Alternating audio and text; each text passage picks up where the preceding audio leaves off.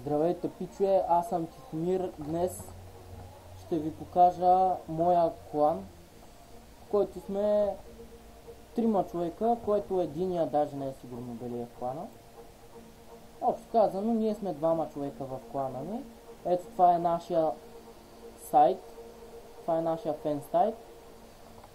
Аз съм го направил. Затова ми пъква добавяне. Ето, може да се добавяте каквото си искате. Така. В следващия епизод ще ви покажа как да си направите сайт. Ето това ни е клана. Нашия клан се казва КНЛ. Ето КНЛ клан. Това ale.bg не е клана ни. Просто това е заглавието. Така, ето това ни е клана. Това ни е Facebook страницата. Ще я има в описанието. Така, ето това е скина. Преди бех с Азимов. Така. Ето тук съм споделил тази снимка още. Защото те, нали, нави са много добри от CSGO.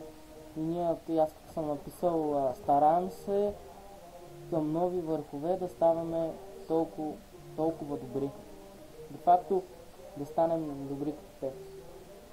Така, това е нашия сайт.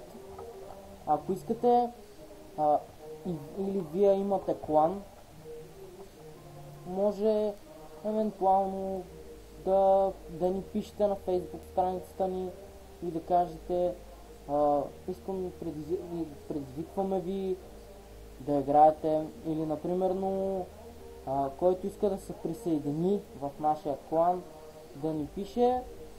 Ние единствените ни изисквания са да сте добри.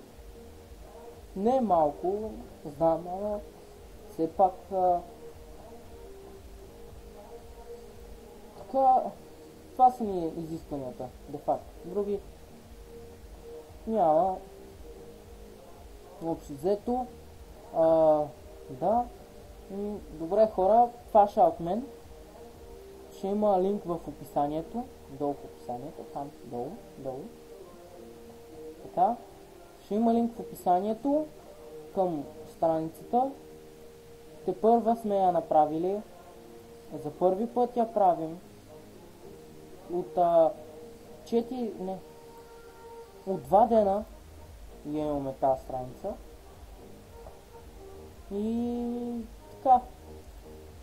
Добре, хора, това ще е от мен. И до нови срещания. Харесайте Facebook страницата ни, харесайте страницата на клана ни.